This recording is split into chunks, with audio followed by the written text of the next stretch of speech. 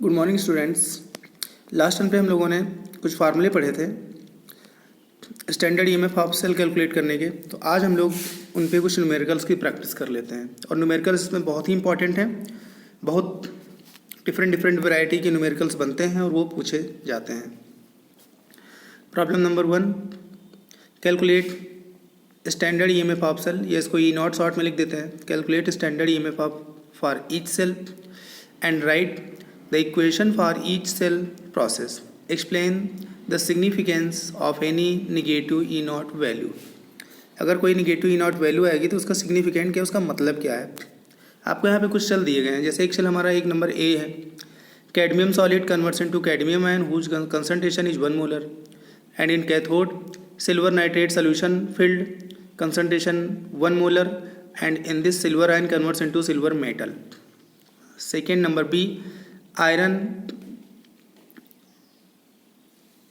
at anode converts into iron ion which is present in ferrous sulfate solution, that is concentration 1 molar.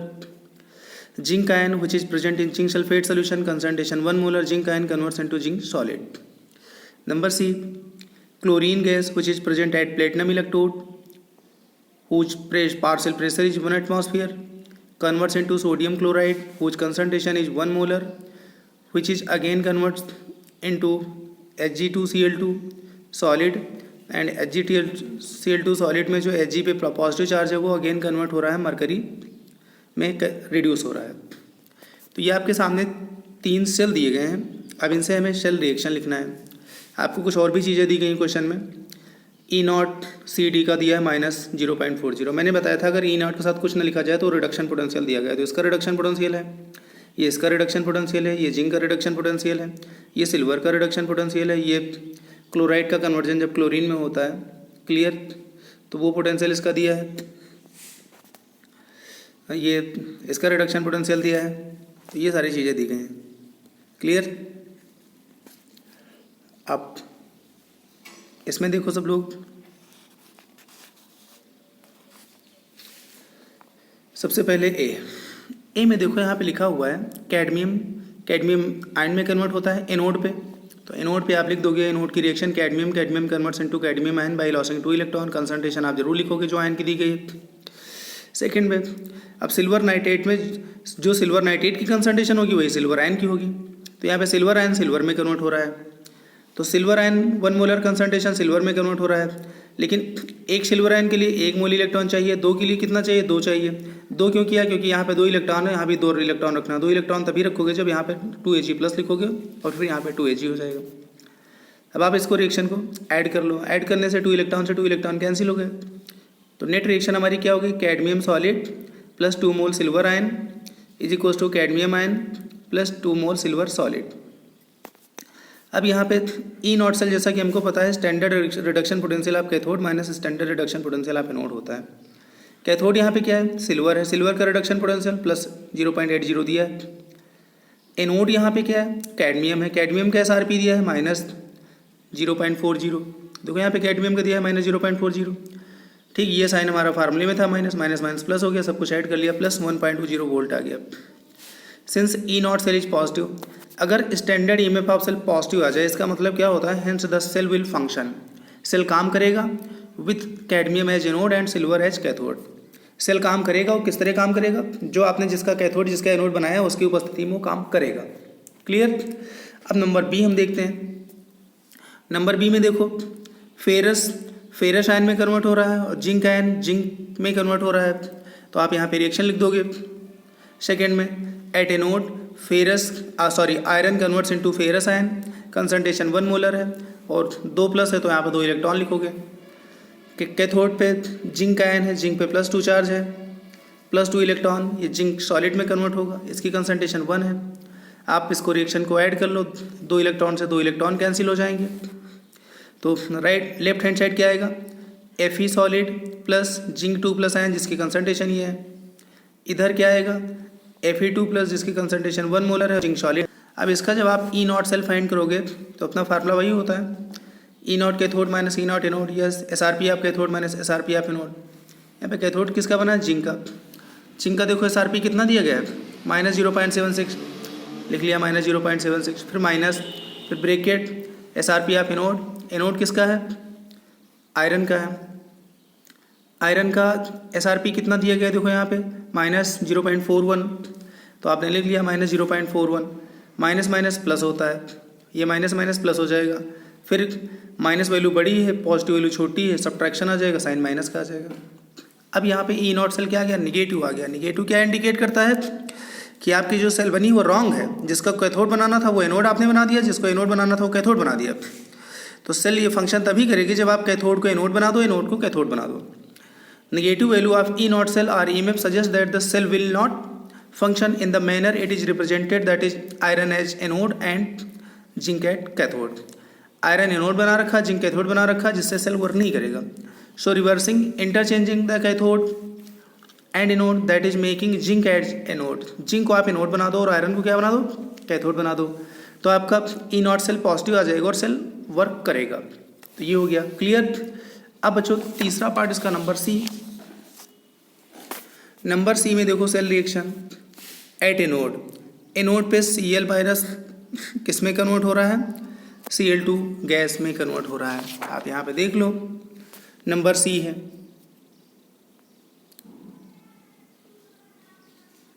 Number C है, clear. Number C, anode पे oxidation process होती है, और oxidation process आप देख लो कहाँ से किसका किस में कन्वर्जन हो रहा है, नंबर सी में।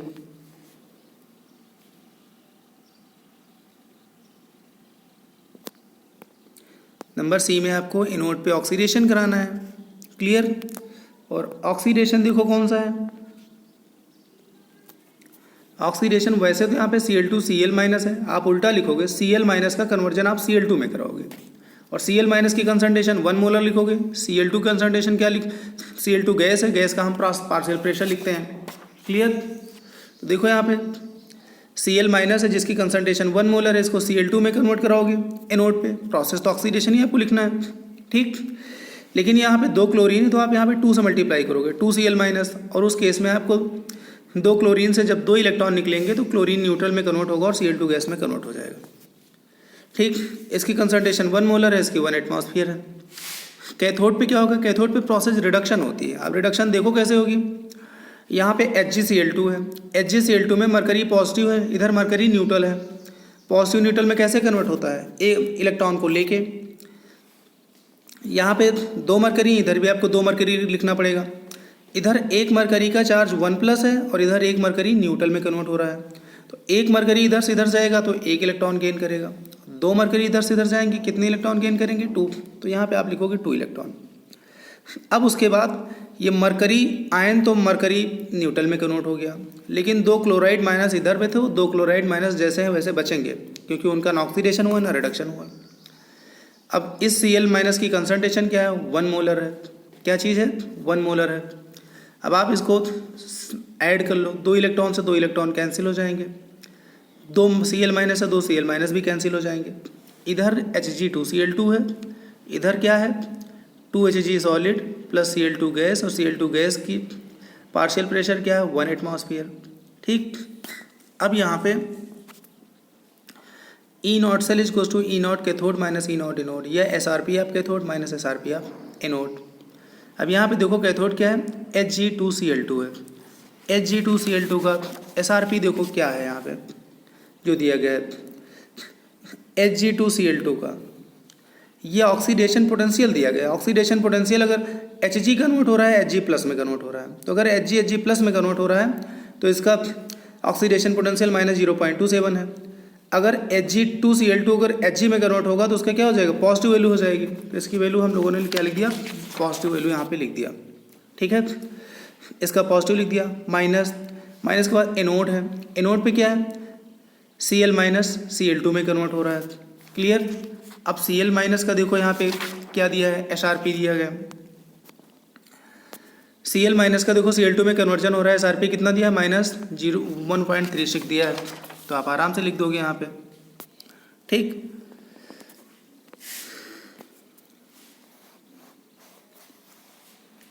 एनोड पे Cl माइनस Cl2 में कन्वर्ट हो रहा है, Cl माइनस Cl2 में कन्वर्ट हो रहा है, ये प्रोसेस ऑक्सीडेशन हो रही है। क्या हो रही है? ऑक्सीडेशन हो रही है। यहाँ पे देखो Cl माइनस Cl2 में कन्वर्ट हो रहा है, प्रोसेस क्या हो रही है? ऑक्सीडेशन हो रही है। ये ऑक्सीडेशन पोटेंशियल है दिया है, लेकिन आपको लिखना क्या है? रिडक्शन पोटेंशियल लिखना है। रिडक्शन पोटेंशियल इसका जस्ट अपोजिट होता है, तो आपने यहाँ पर रिडक्शन पोटेंशियल लिख लिया प्लस 1.36। फिर इसको आपने सॉल्व कर लिया, ग्रेटर से स्मॉलर सब्ट्रैक्ट कर दिया, सॉरी प्लस माइनस माइनस होता है, ये माइनस हो गया, माइनस बड़ी वैल्यू से छोटी वैल्यू सब्ट्रैक्ट हो गई, आंसर आपके केस में आ गया -1.09 वोल्ट आ गया। ठीक है, अब यहाँ पे भी ई नॉट सेल क्या आया? निगेटिव आया। इसका मतलब वही जो अभी हम लोगों ने कंक्लूजन बताया था कि जो हमने कैथोड और एनोड लगाया है वो आपको रिवर्स करना पड़ेगा, तब सेल वर्क करेगा। E naught sorry negative value of EMF of cell suggests that the cell will not function in the manner, cell इस मैनर में काम नहीं करेगा। क्लियर? इट इज रिप्रेजेंट जिस तरह की रिप्रेजेंट किया गया, that is HgCl2 H cathode and Cl minus converts into Cl2 H anode. इस फॉर्म में सेल वर्क नहीं करेगा। क्लियर? आपको करना क्या पड़ेगा? So reversing the cathode and anode, that is making Hg2Cl2 कैसे? Hg/Hg2Cl2 H anode and Cl2 converts into 2Cl minus H cathode. इसको आपको करना पड़ेगा। ठीक है,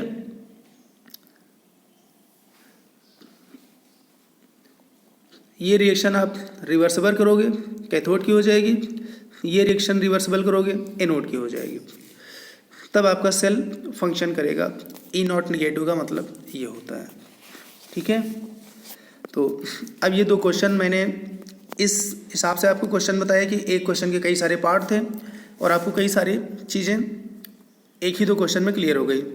अब हम लोग इसके बाद आगे का जो टॉपिक है, वेरी इंपॉर्टेंट टॉपिक है, नर्स्ड इक्वेशन। ये भी न्यूमेरिकली बहुत ही इंपॉर्टेंट है न्यूमेरिकल्स के व्यू में।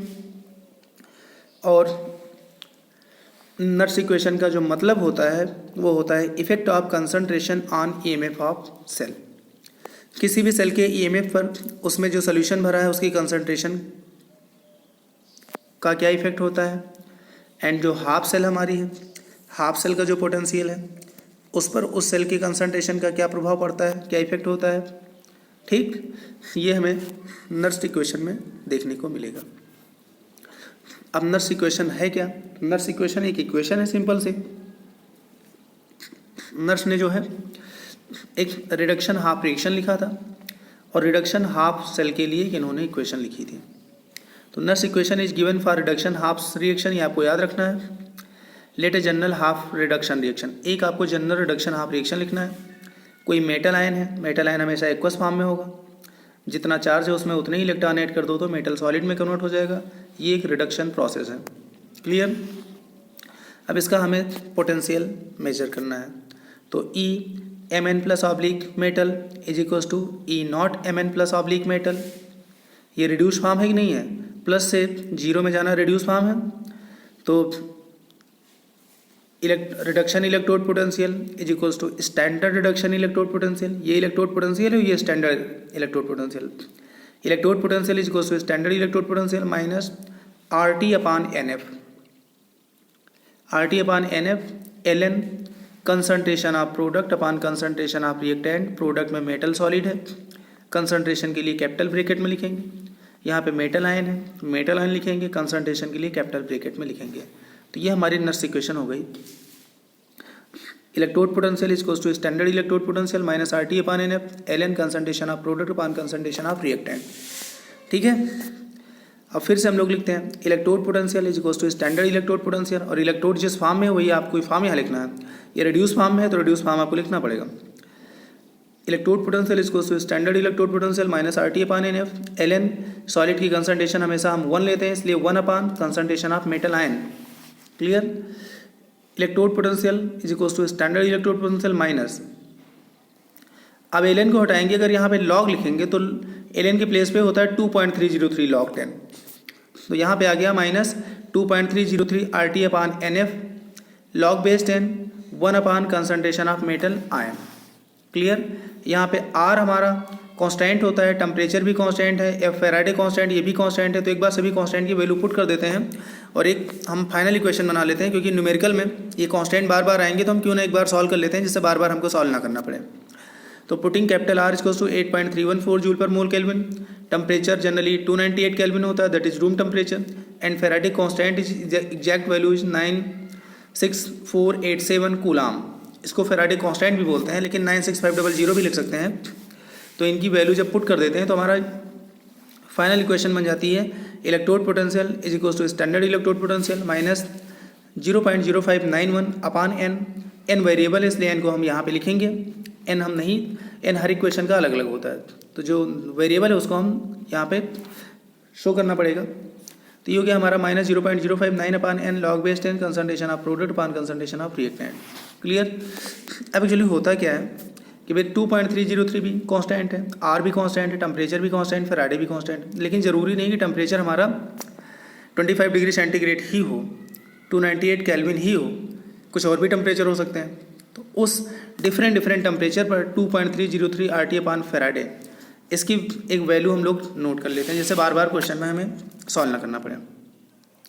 The value of 2.303 RT upon F at various temperature are given below in above Nernst equation. जो ऊपर नर्स इक्वेशन लिखी गई है इसमें जो एन आया है, एन क्या है, number of moles of electrons gained और लॉस्ट। एन क्या है, number of moles of electrons हैं, गेंड है या फिर लॉस है। क्लियर। चलो तो एक बार हम लोग 2.303 RT अपान एफ की वैल्यू डिफरेंट टेम्परेचर पे एक बार हम लोग देख लेते हैं। ठीक, तो ये टेम्परेचर है, ये value of 2.303 RT upon F, क्योंकि ये कांस्टेंट होता है, एन वेरिएबल होता है, एन वहाँ पे हम लोग इक्वेशन से नोट करेंगे, बाकी वैल्यू इसको अपने आप लिखेंगे हम लोग। Temperature 273 kelvin that is 0 degree centigrade, उसमें तो हमें केल्विन में लिखना है, तो 0 डिग्री सेंटीग्रेड का टेम्परेचर है तो केल्विन में ये हो जाएगा, और इस केल्विन पे वैल्यू क्या हो जाएगी, 0.054 हो जाएगी। अगर kelvin 5 degree temperature 5 degree centigrade है तो उसकी केल्विन में ये वैल्यू होती है, उस केस में 2.303 RT अपान एफ ये हो जाएगा। 10 डिग्री सेंटीग्रेड है तो ये केल्विन में वैल्यू हो जाएगी। इस केल्विन को वहाँ पुट करोगे इस टी के प्लेस पे तो आपकी ये वैल्यू आ जाएगी। 15 डिग्री सेंटीग्रेड पे 288 केल्विन होगा। 288 केल्विन अगर इस फार्मूले में पुट करोगे तो 0.058 आ जाएगा। अगर 25 डिग्री सेंटीग्रेड है जो कि रूम टेम्परेचर होता है तो केल्विन 298 है, 298 जब यहाँ पे पुट करोगे तो आंसर आएगा 0.059। क्लियर। 30 डिग्री सेंटीग्रेड है तो केल्विन 303 होगा, और आप 303 अगर यहाँ पे पुट करोगे इस फार्मूले में तो आगे 0.060 आ जाएगा। क्लियर। अगर टेम्परेचर 35 डिग्री सेंटीग्रेड है तो उस केस में केल्विन वैल्यू कितनी होगी, 308 केल्विन होगी, और उसकी केल्विन की वैल्यू यहाँ पुट करोगे तो आंसर कितना होगा, 0.061 हो जाएगा। ठीक है। इसके बाद अब हम EMF of the cell for general electrochemical reaction. अब हम लोग ईएमएफ, इसके पहले जो हमने आपको ये नर्स इक्वेशन बताई, तो नर्स इक्वेशन ये एक जनरल इलेक्ट्रोड रिएक्शन के लिए है। जो हमने आपको नर्स इक्वेशन अभी बताई है, ये नर्स इक्वेशन एक जनरली इलेक्ट्रोड रिएक्शन के लिए, वो भी इलेक्ट्रोड कैसा होना चाहिए, रिडक्शन इलेक्ट्रोड। तो रिडक्शन इलेक्ट्रोड के लिए ये भी नर्स इक्वेशन है, ये भी नर्स इक्वेशन है, ये भी नर्स इक्वेशन है, और ये भी लास्ट में नर्स इक्वेशन है। तो ये सभी नर्स इक्वेशन है। कभी भी आपसे पूछा जाए अगर चारों ऑप्शन आ जाए तो चारों ही सही होंगे, आपको ध्यान में रखना है।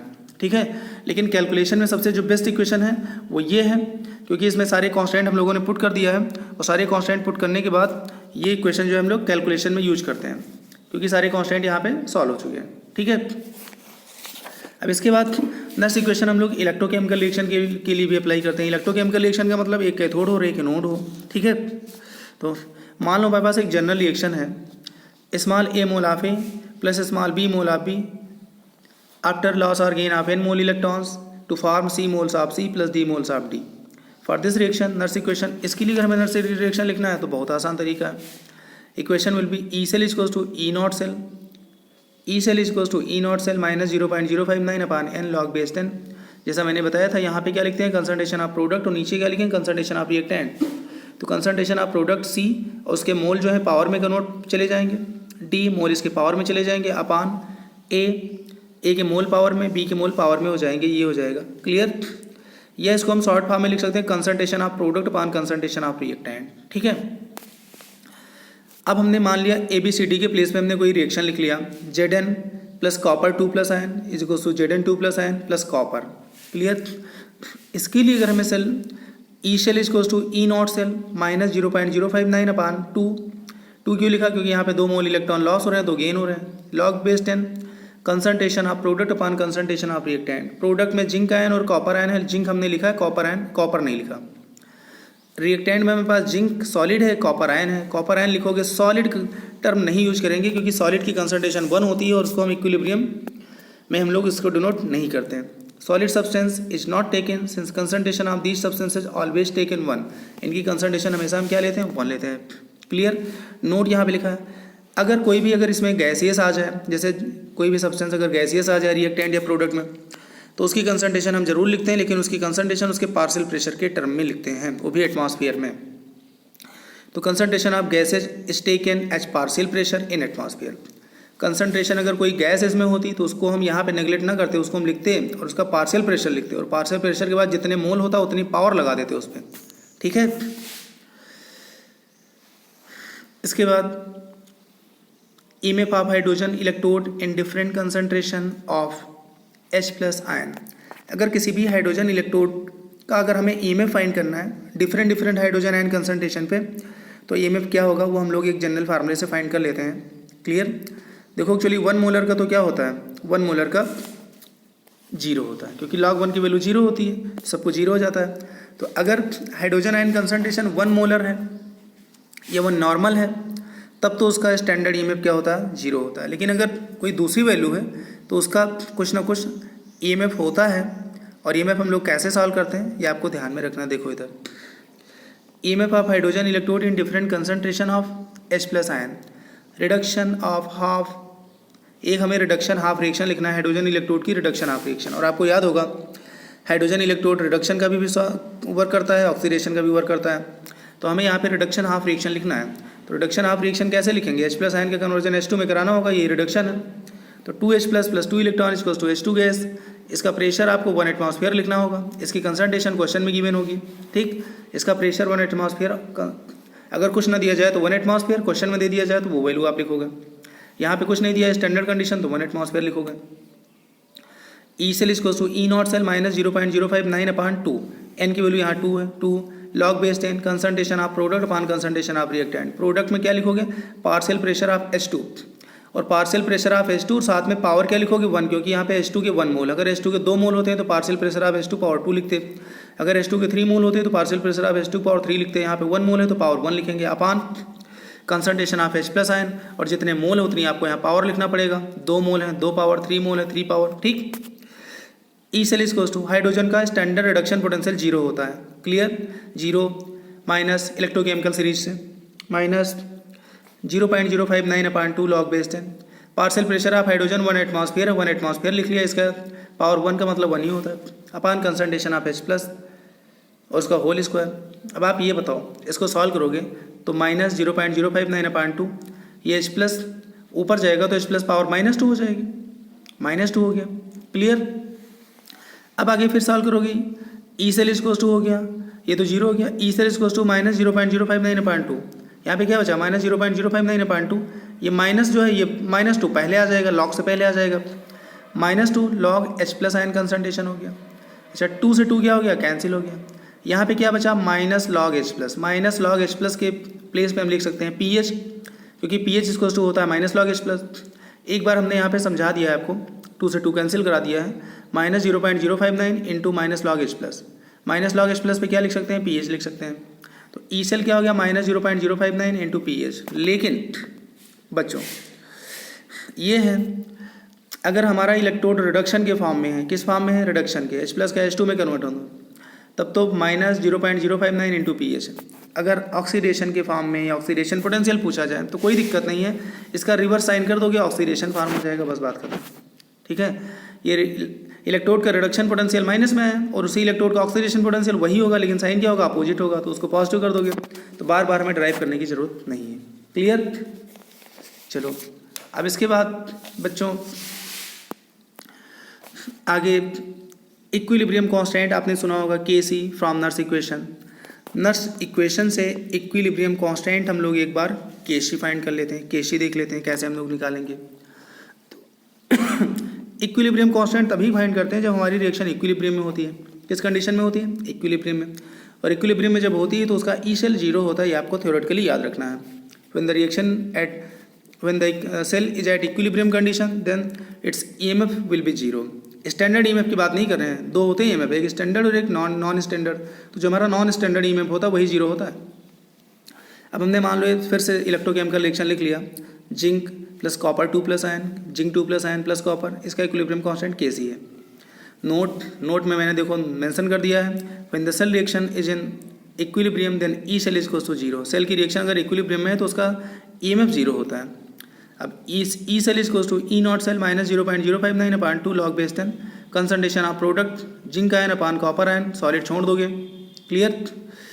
और हम सबको पता है at equilibrium concentration of zinc ion upon copper ion को हम लोग Kc बोलते हैं, या Kc is equals to concentration of product upon reactant at equilibrium point. तो इसके प्लेस में हम लोग यहाँ पे Kc लिख देते हैं, क्या लिख देते हैं Kc, ये जीरो हो गया। अब इसको जब सॉल्व करोगे तो E naught cell is equals to होगा, ये पॉजिटिव वैल्यू आ जाएगी पूरी, कि क्या वैल्यू आ जाएगी पॉजिटिव।